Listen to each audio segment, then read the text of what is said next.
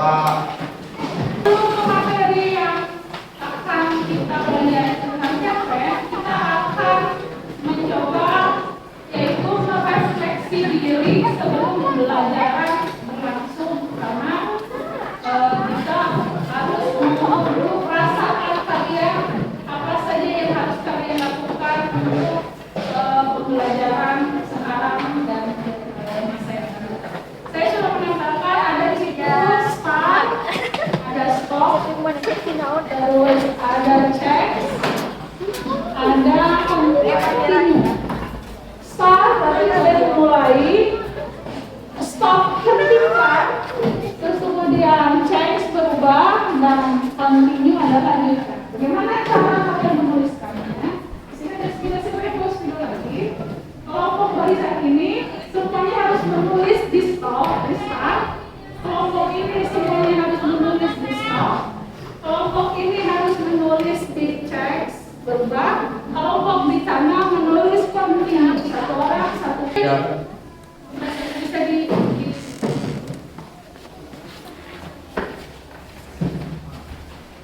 terus apa lagi? Lanjutkan ke hal yang lebih baik. Satu lagi, kelompok sana supaya menulis. Lagi, kelompok satu lagi, sok nulis. Sok siapa ya?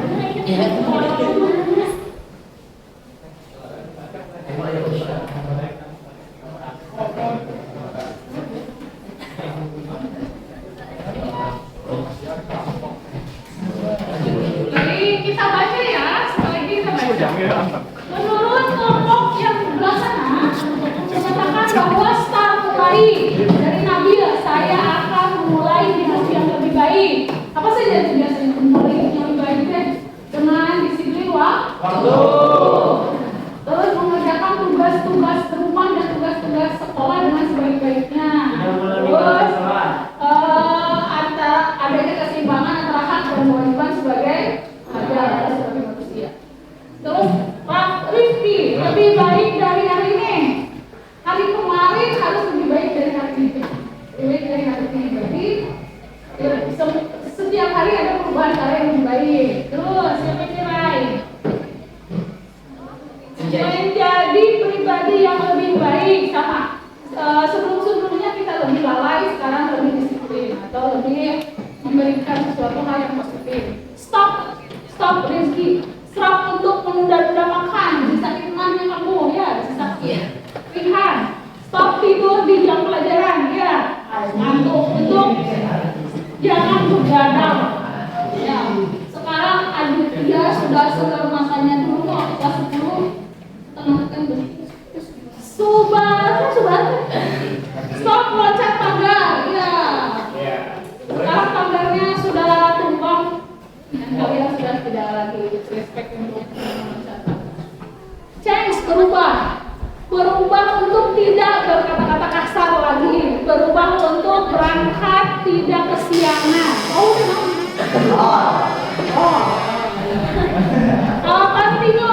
Lanjutkan hal-hal baik dalam hidupmu, lebih rajin ke sekolah dan lebih rajin belajar. Baik, hari ini kita sudah mulai dengan apa yang kalian impikan untuk melakukan masa depan. Mudah-mudahan masa depannya lebih baik. Dengan disiplin hari ini masa depan akan menjadi masa depan yang lebih karena sudah menguasai teknologi, kalian lebih baik. Ini untuk merefleksi di awal pembelajaran. Selanjutnya, materi yang akan kita bahas ke pokok materi yaitu tentang teks cerpen dengan menerapkan budi pekerti yang luhur. Ini sudah ya? Dan ini sudah selesai. Mudah-mudahan bisa diterapkan dalam kehidupan sehari-hari.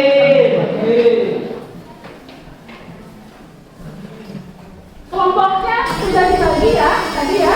Kelompok 1, 2, 3, 4, dan 5. Berarti jumlahnya ada yang 6 dan ada yang 5. Pertama, kenapa kita belajar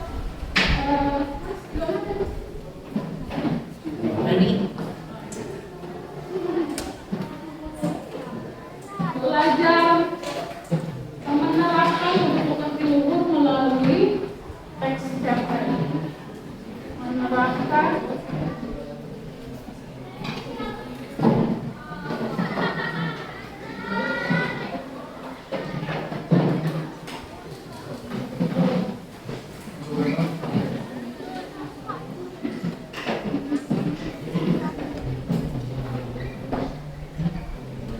cerita pendek cerpen. Sekarang pengertian dulu ya. Kemudian struktur, kemudian unsur intrinsik,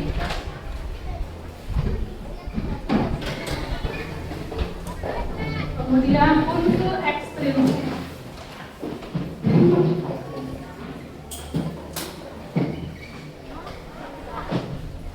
Kemudian nama-namanya aspek kebahasaan, teks cerpen. Pengertian cerpen apa? Strukturnya apa? Unsur intrinsik. Kita bicara dulu ini, kita sudah bagi kelompok ya. Apa nanti yang akan kalian analisis untuk menganalisis sebelum menganalisis cerpennya?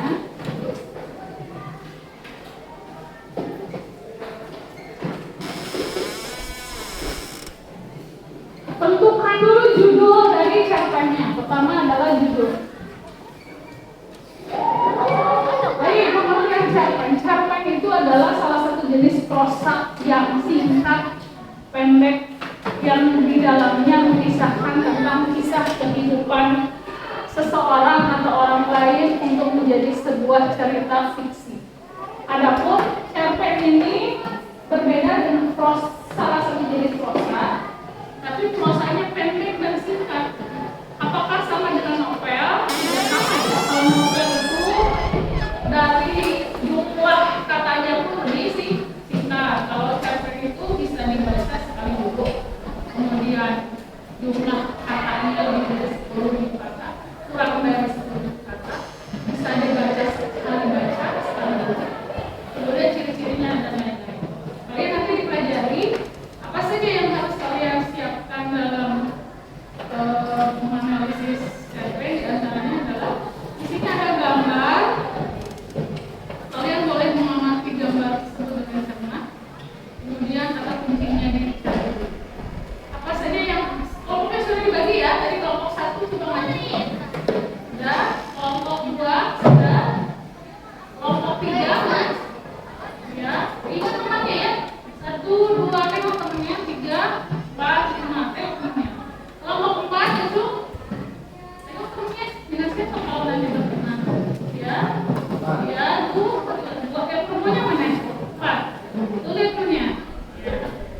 Baik, judul apa yang akan kalian analisis? Biasanya adalah 1, judul cerpennya. Nanti kalian boleh lihat di buku, punya buku paket, di internet, atau sumber yang lain ya, sumber yang lainnya.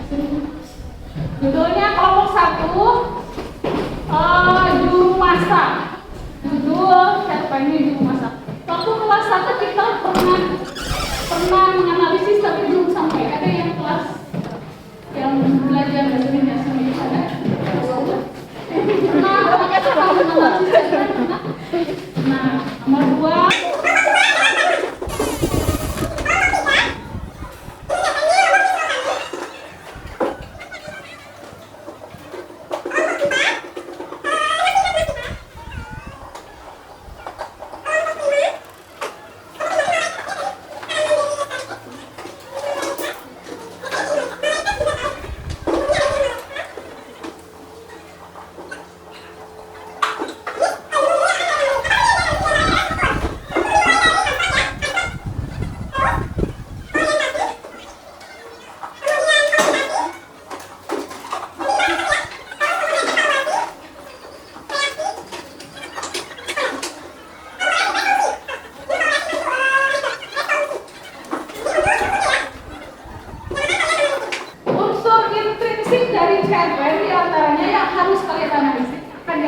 adalah satu tema.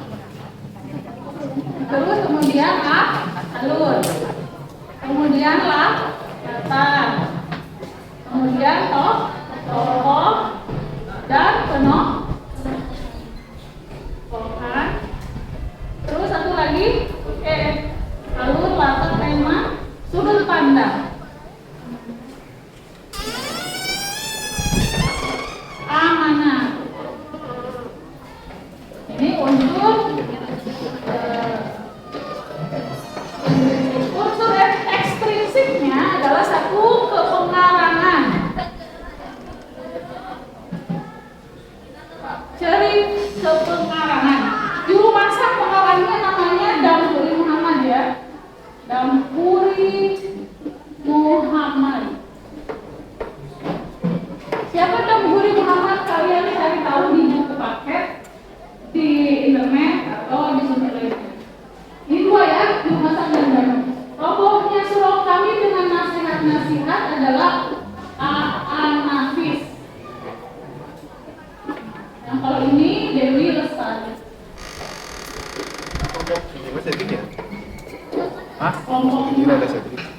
Pengarangan ya. Kalian pengarang cari tahu identitasnya siapa sih Damhuri Muhammad? Orang mana, rumahnya di mana, alamatnya di mana, sekolahnya di mana, dan dia karya-karya apa saja yang sudah dia buat.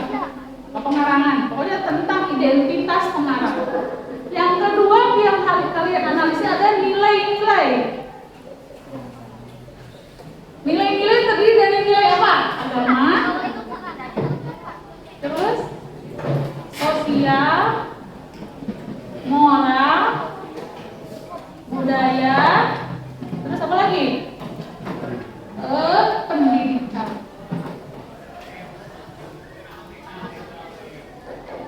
Ya, aspek pembahasan dalam cerpen adalah memiliki ciri-ciri sama seperti aspek kebahasaan lain. Contoh misalnya ada kalimat langsung, berarti adanya dialog. Terus konjungsinya atau pendukungnya ada.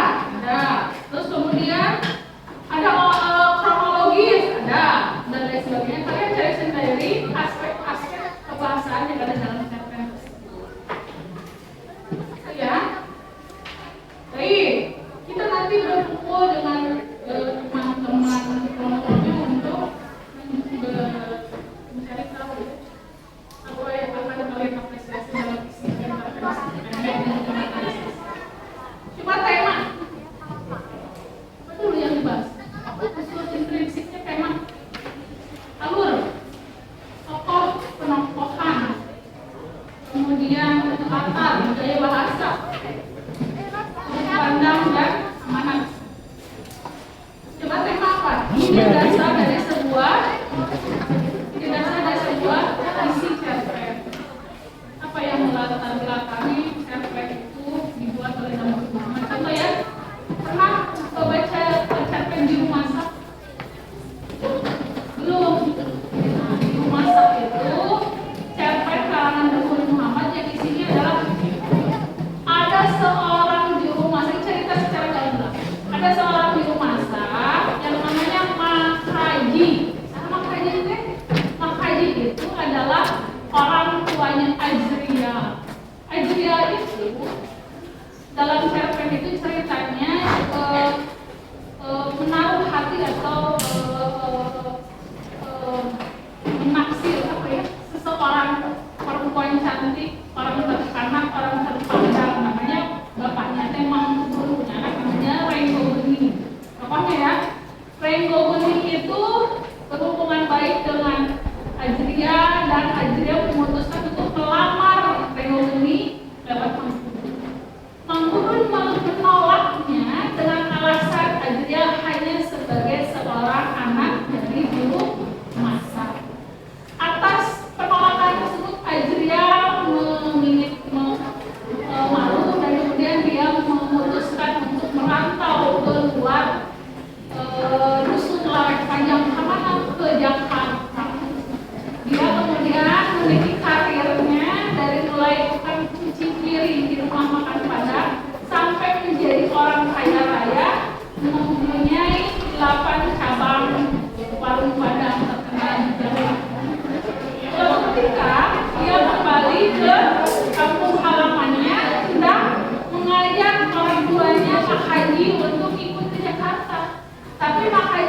ditolak dahulu. Karena apa katanya?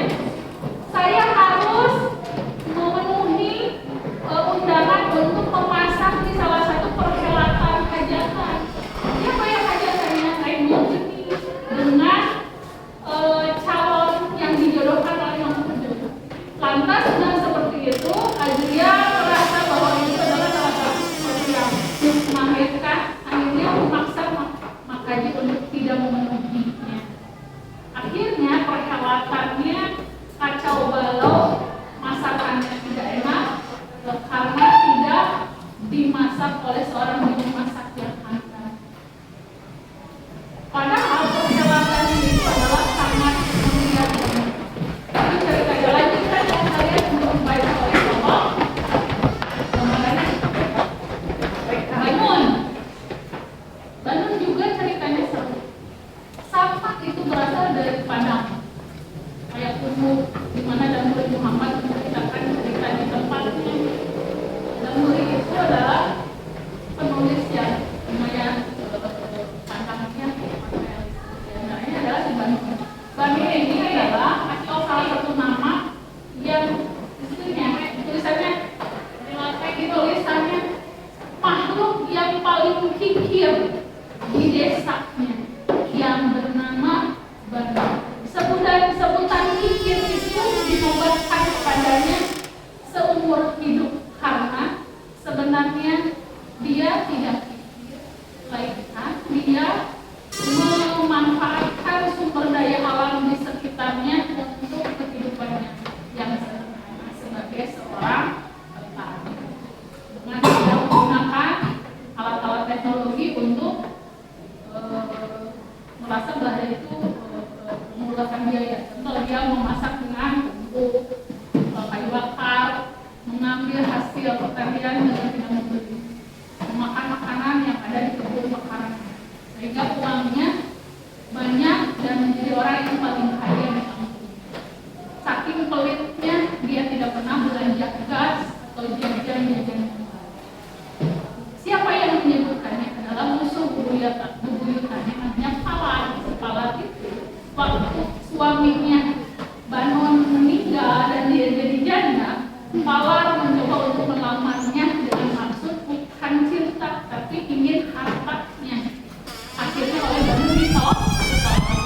Selanjutnya sudah jadi parubaya, dia punya anak perempuan Banon, yaitu seorang perawat. Namun Palat punya anak seorang insinyur pertanian yang sekolahnya di sekolah Jawa di Jawa Barat, di IPB ya. Terus dengan menjual sawah-sawahnya untuk menyekolahkan anaknya. Maka banyak punya berpikir, kalau dia sarjana pertanian, kenapa ladang dan sawah yang harusnya dia pergunakan untuk kesejahteraan dan kemapanan secara pemenuhan kebutuhan dasarnya malah dia jual. Akhirnya ditolak pula ketika Palat ingin menjodohkan anaknya kepada anaknya Banu. Tambah lagi dia memfitnah bahwa Banu adalah orang yang tidak bisa ditembus oleh Palat dengan sebutan kikir tersebut. Itu Banu. Selanjutnya kalian di sini. Ini cerita singkat. Baik, sudah kalian tinggal bergabung dengan kelompok. Kalian tinggal menganalisisnya. Kalau abstrak apa abstrak? Abstrak kalau yang tadi tahu ya. Awal cerita, komplikasi berarti masalah, puncak masalahnya, evaluasi, uraian masalah menjadi terurai lebih evaluasi apa nih titik benang merahnya. Kemudian resolusi penyelesaian masalah pada akhirnya. Tema alur latar tahu ya, apa penemuan tahu sudut pandang. Sudut pandang itu yang paling cocok ada di awalnya surau kami. Aku dan Ayah Sidi serta kakek mendengarkan bualannya Ayah Sidi sehingga kakek mati bunuh diri dengan episode cukurnya di suraunya. Pernah dengar belum? Pernah. Kalau ada ya, kalian seorang membaca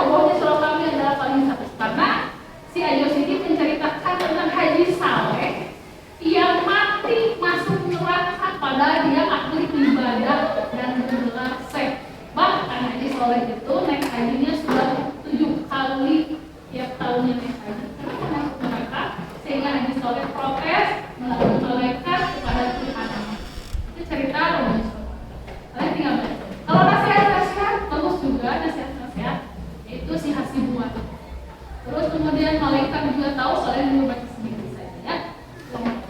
Hari ini ada yang ditanyakan mengenai materi ini? Cukup jelas? Ya, silakan kalian nanti mengamati, penasaran, karena seorang literasi, orang literat itu harus penasaran dengan awal cerita yang sudah diceritakan.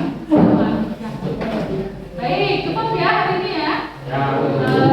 Untuk menganalisis dan mempresentasikan, kita akan coba pertemuan berikutnya di minggu depan.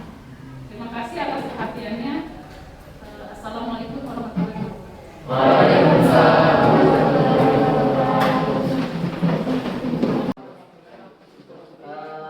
Assalamualaikum warahmatullahi wabarakatuh. Waalaikumsalam warahmatullahi wabarakatuh. Baik, langsung saja pendirinya kami di sini akan mempresentasikan hasil kerja kelompok kami mengenai cerpen yang berjudulkan tentang juru masak. Baik, silakan dibacakan. Juru masak karya Daburi Muhammad. Peralatan bisa kacau tanpa kehadiran lelaki itu. Gulai kambing akan terasa hambar lantaran racikan bumbu tidak meresap ke dalam daging. Kuah gulai kentang dan gulai rebung bakal encer karena keliru menakar jumlah kelapa parut hingga setiap menu orang masakan kekurangan santan. Akibatnya berseraklah fitnah dan celah yang mesti ditanggung tuan rumah. Bukan karena kenduri kurang meriah, tidak pula karena pelaminan yang bersajian pasangan pengantin tak sedap dipandang mata, tetapi karena macam-macam hidangan yang tersebut tak menggugah selera. Nasi banyak gulai melimpah, tetapi telah tak bikin kenyang. Ini celakanya bila Makadi, juru masak handal itu tidak dilibatkan. Beberapa tahun lalu, pesta perkawinan Gentasari dengan Bestamaji yang digelar dengan menyembelih 13 ekor kambing dan berlangsung selama 3 hari tidak berjalan mulus. Bahkan hampir saja batal. Keluarga mempelai pria merasa dibohongi oleh keluarga mempelai wanita yang semula sudah berjanji bahwa semua urusan masakan-masakan selama berkenduri berlangsung akan dipercayakan kepada Makadi, juru masak nomor 1 di daerah Panjang ini. Namun di hari pertama perhelatan, ketika rombongan keluarga mempelai pria tiba, gulai kambing, gulai nangka, gulai kentang, gulai rebung, dan aneka hidangan yang tersaji ternyata bukan masakan Makadi. Mana mungkin keluarga calon desa itu bisa dibohongi? Lidah mereka sudah sangat terbiasa dengan masakan Makadi. Selanjutnya yaitu adalah unsur intrinsik.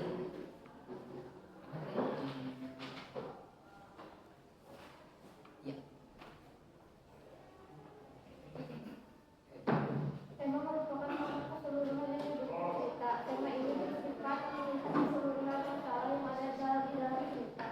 Untuk menemukan penyebab terlebih dahulu, identifikasi masalah yang ditemukan dalam cerita. Masalah ini yang kemudian mengirim pada penemuan tema tersebut. Lalu dapatkan kalian mengidentifikasi masalah yang ada dalam cerpen juru masak tersebut. Kemudian apa tema tersembunyi di balik cerita pada tersebut. Tokoh dalam cerpen juru masak adalah Tokoh yang terlibat adalah Makadi, Ajrial, Ranggogeni, Mangkudun, Saldi, Gentasari, dan Rustamaji. struktur teks. Yang pertama adalah abstrak. Perhelatan bisa kacau tanpa kehadiran lelaki itu. Gulai kambing akan terasa hambar lantaran racikan bumbu tidak meresap ke dalam daging. Kuah gulai kentang dan gulai rebung bakal encer karena keliru makanan jumlah kelapa parut hingga setiap menu masakan kekurangan santan. 2. Orientasi. Beberapa tahun pesta perkawinan dan Gentasari dengan Rustamaji dan digelar dengan penyembelihan 13 ekor kambing dan berlangsung selama 3 hari. Tidak berjalan mulus, bahkan hampir saja batal. Keluarga mempelai pria merasa dibohongi oleh keluarga mempelai wanita yang semula sudah berjanji bahwa semua urusan masak-memasak selama kenduri berlangsung akan dipercayakan kepada Makadi. Struktur yang ketiga ada komplikasi.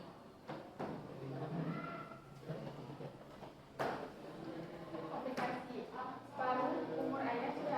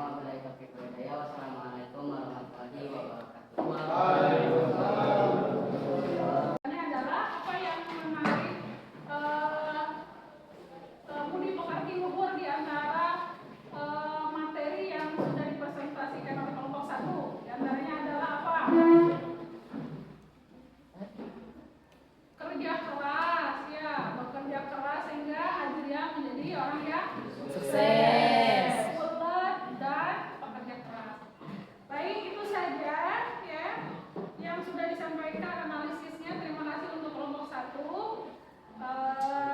Adapun materi yang lain kita akan merefleksi bahwa disimpulkan bahwa cerpen bisa jadi sebagai penerapan murid pekerti yang luhur menjadi seorang siswa yang bisa meniru apa yang dilakukan oleh tokoh yang ada dalam teks cerpen tersebut. Demikian materi cerpen. Mohon maaf kalau ada salah dalam perkataan dan perbuatan. Assalamualaikum warahmatullahi wabarakatuh. Waalaikumsalam.